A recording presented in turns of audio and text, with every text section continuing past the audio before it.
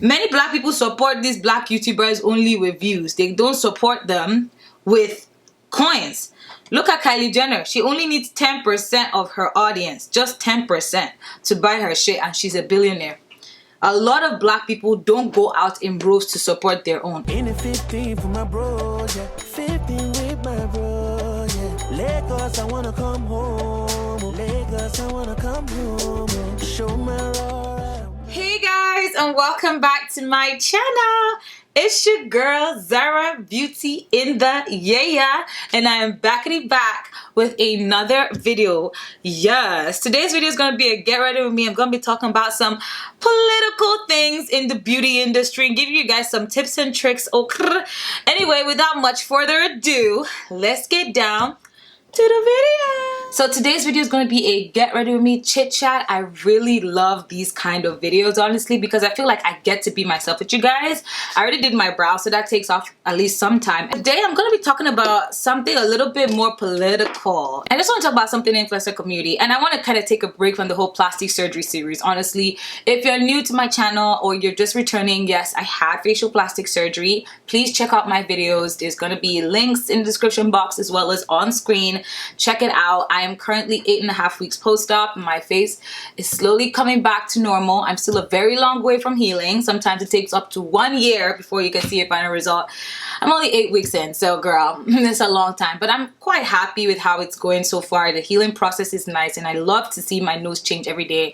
It's kind of frustrating, but it's so beautiful to see the process happening right before your eyes. But that's besides the point. Today we're talking about influencer community. And for me, I think that I'm that influencer that it's like a one size fits all type thing. Do you know what I mean? Like, I feel like I can fit into a lot of categories, especially on YouTube. Like, I do hair, I do makeup, I do funny videos, I do political videos sometimes, I do reaction videos. Like, I do a lot of stuff, right? So I'm the kind of YouTuber that can kind of enter into any space. I just like doing what I like to do, and that's about it. Now, one thing I don't really like calling myself is a black influencer. I feel like that term is just so... Like, don't get me wrong, I am the last person that is ignorant about race relations in America and stuff like that. The very last. I can be very political, child. I don't like when people say black influencers because it just feels like, I mean, I'm not trying to promote erasure or anything like that, but the term black influencers just makes it just seem so... I know this is going to be misconstrued or something like that. And there's nothing wrong with the term black. It's not derogatory in any way. But I feel like once you just like kind of attach your brand to that name, I feel like a lot of things just become politicized when it comes to you. Unfortunately, I find that it doesn't really help in like the struggle to get brand deals or like, you know, reach a wider audience and be sponsored and all that stuff. I find that it doesn't help as much to call yourself a black or cater to the black influencer crowd. Now, the obvious person we can use for this type of stuff is Jackie, right? She's one of those people that really attach herself to the whole black influencer brand. And another example from the other side is her arch enemy, Shayla.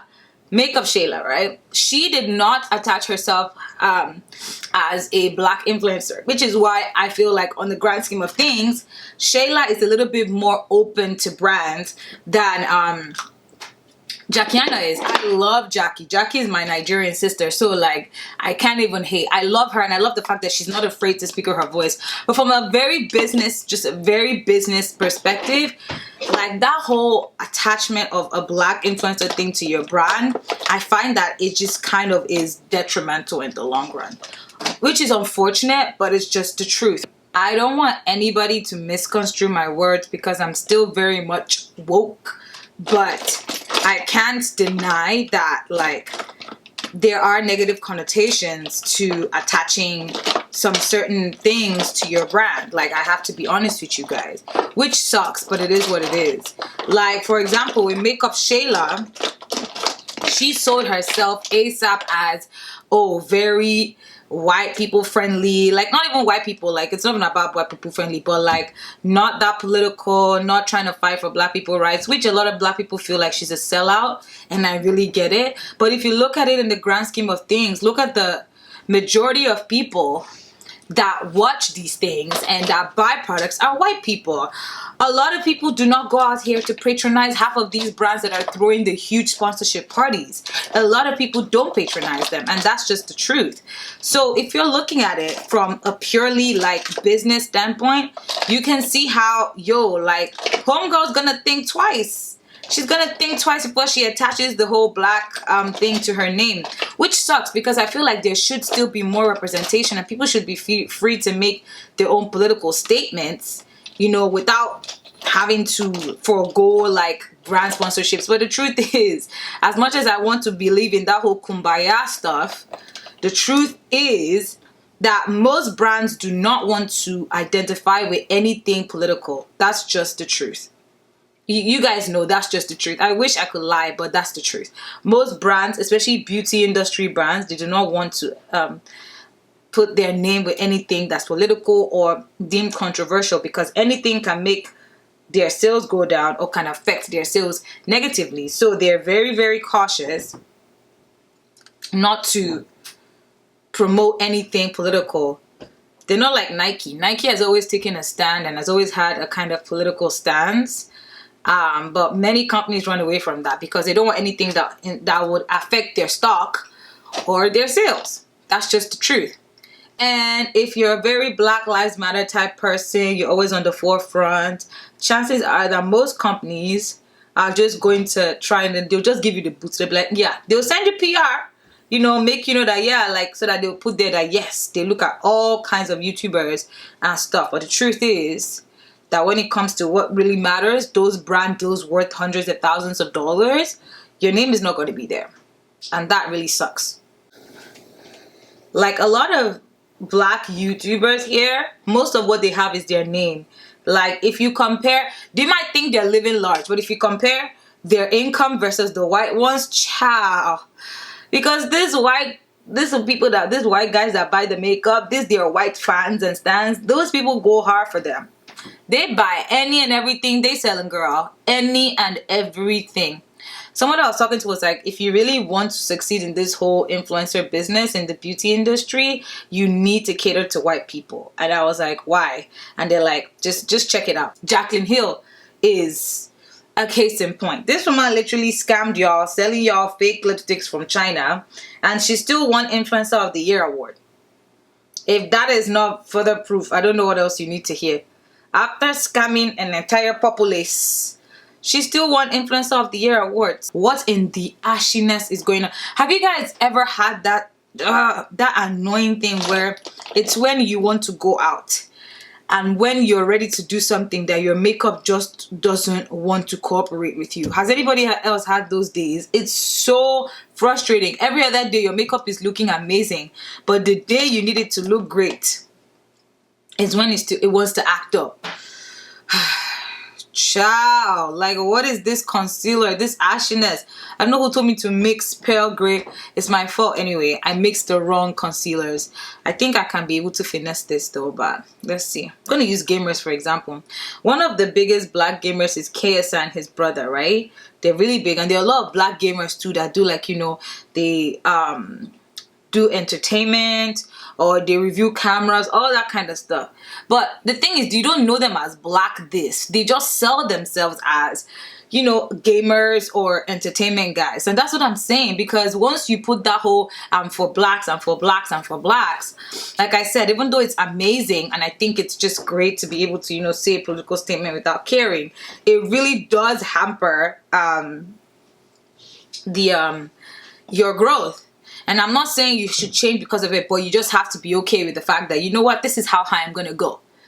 At least till society changes and accepts this part. You guys know that as much as I want to make this a kumbaya world and stuff, It's not, and I have to be realistic with you guys. Like, we'll be complaining about wage disparity between black influencers and white influencers, but the truth is, especially in this influencer game, it's not really about race. It's about how much purchasing power your audience possesses.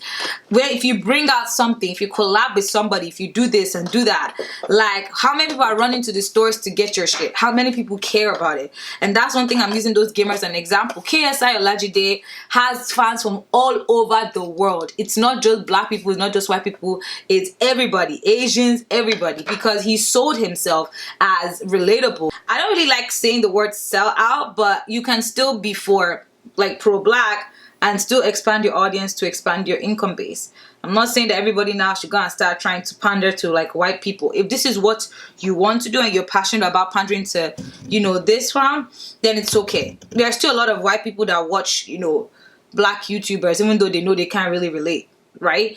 Like with the beauty and everything, like they still watch it because it's fun to see, you know, that whole process, I guess.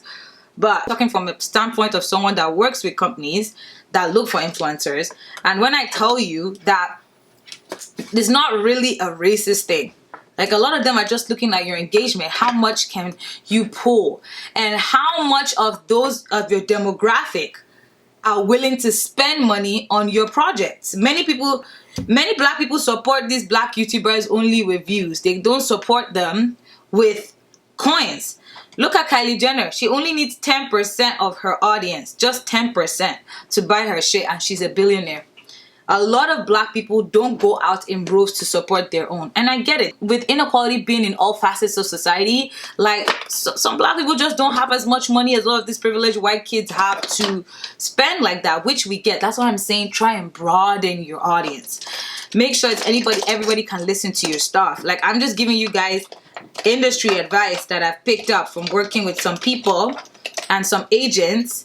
And that's what it is. Of course, there's still some systemic racism. Nobody's saying that the racism is nullified, but I'm just telling you, when it comes to stuff like this, there are certain things that people do that kind of stifle their brand. I really wanted to say black influencers should not call themselves black influencers, but just call themselves influencers, so that that political stigma that's attached to, you know, pandering to a particular type will kind of give way. Do you know what I mean?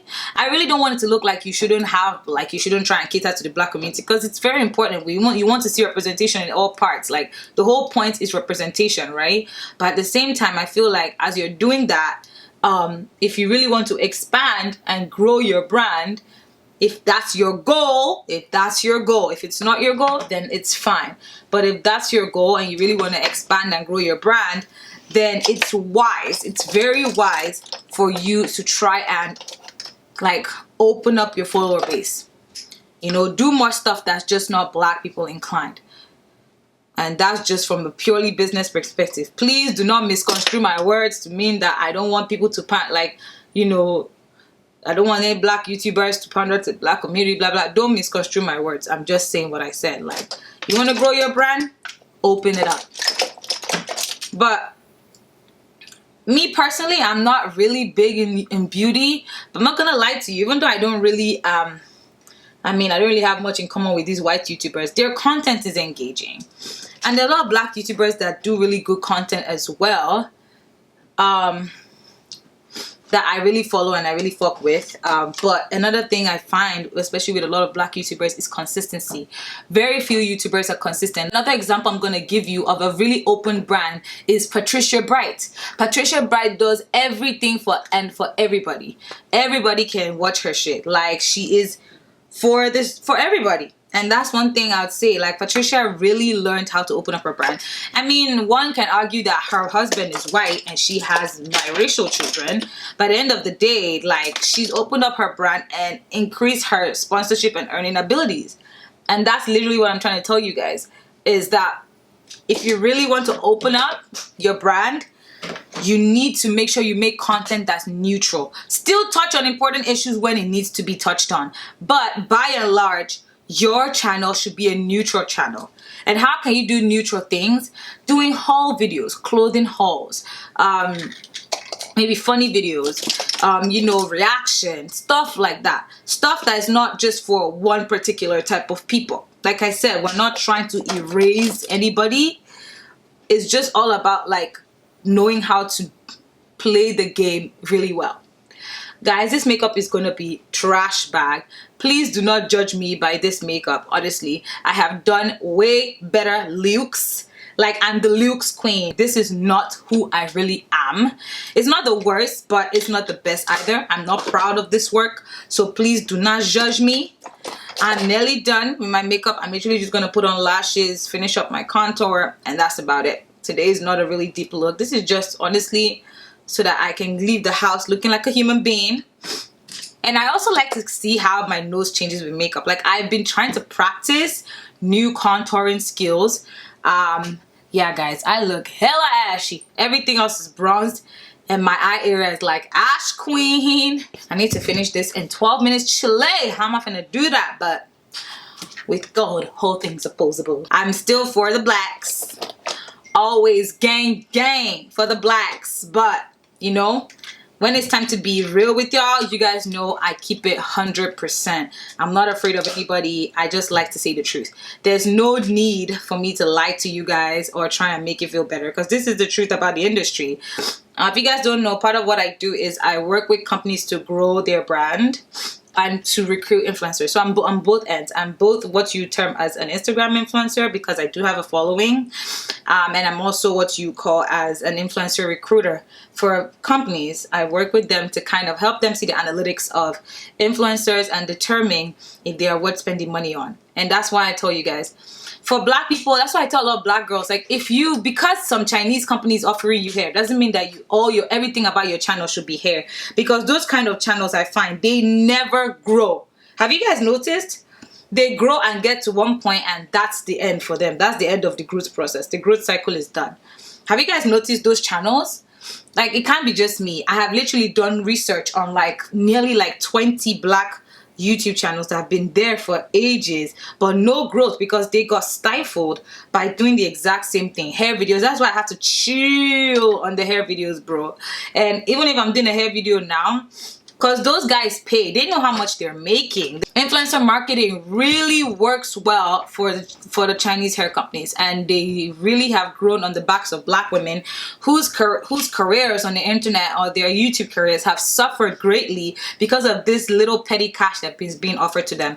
I actually want to make a video on how to help black girls charge these Chinese companies very well, because I watched a video not too long ago about from like another YouTuber telling girls to charge these companies high, charge them so high, and I'm like, Chile, baby, it doesn't work like that. You are never gonna get anyone to work with you. You have to use economic or business sense in order to sell yourself. They are not, these people have financial departments, they have managers, they have a lot of people that it has to go through. You think you with your 2,000 followers and like it's gonna really make them change their life? Like, no. When I watched that video, I was like, this is such bad information.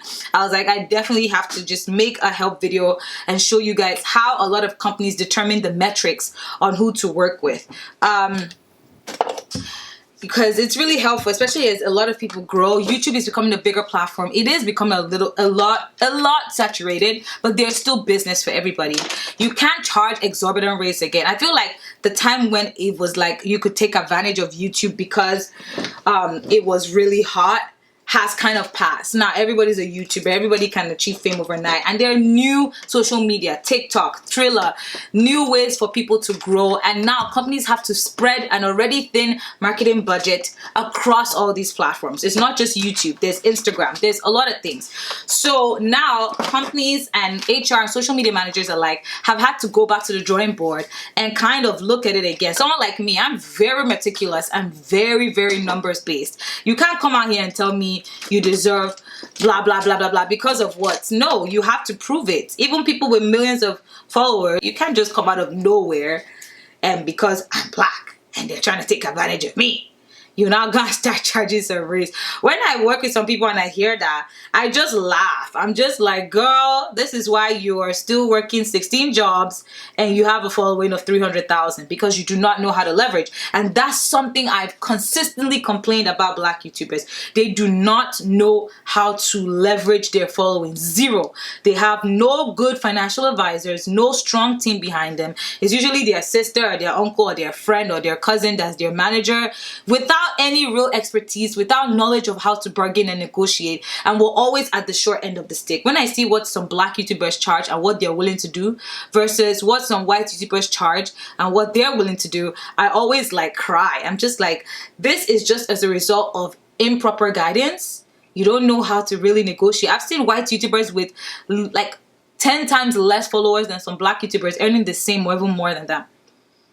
Some of these white YouTubers bought their followers from Timbuktu, but they're still earning more because they have strong management teams that can sell them.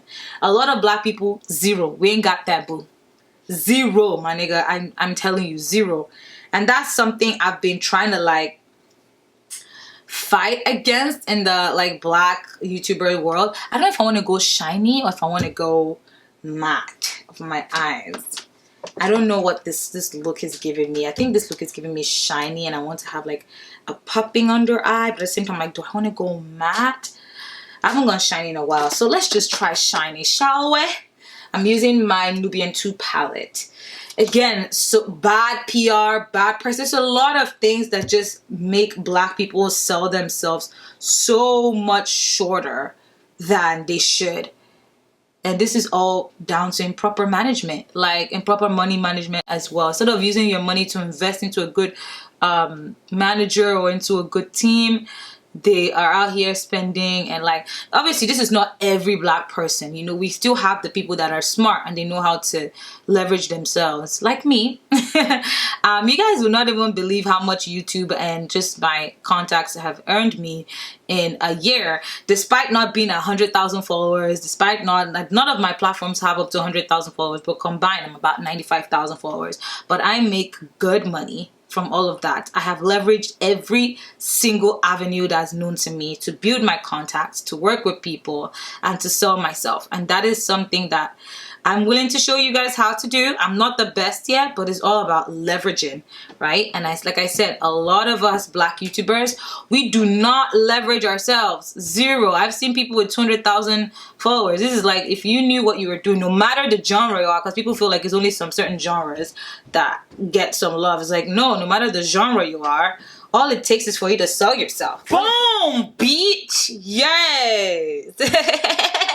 Okay guys, so I just needed to wrap this video up ASAP. So I just did the rest of my makeup outside of the camera because, like, girl, I'm on a strict schedule. But yes guys, this is the finished look.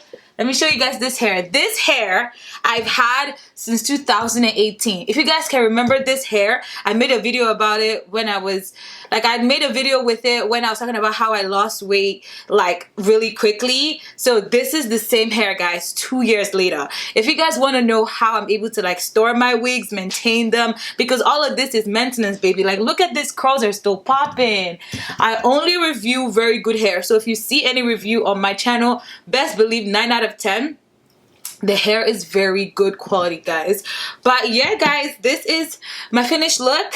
I hope you guys enjoyed this get ready with me. I feel like I really love doing these and I want to do more of these. And guys, remember old school Zara that likes to wear the different color lipstick? Girl, child, she's gonna come back. 2020 is my motherfucking year, B. Thank you guys so much for tuning in with me today. I really appreciate you guys stopping by. If you're new to my channel, please make sure you hit the subscribe button. Join the Z gang. We're the latest in the game, and that's on period. Make sure you give this video a like, a thumbs up for more videos like this, and make sure you turn on your notifications so next time you know when I'm on this beach. You know what I mean? Like, period. And I'll see you in my next video. Au revoir.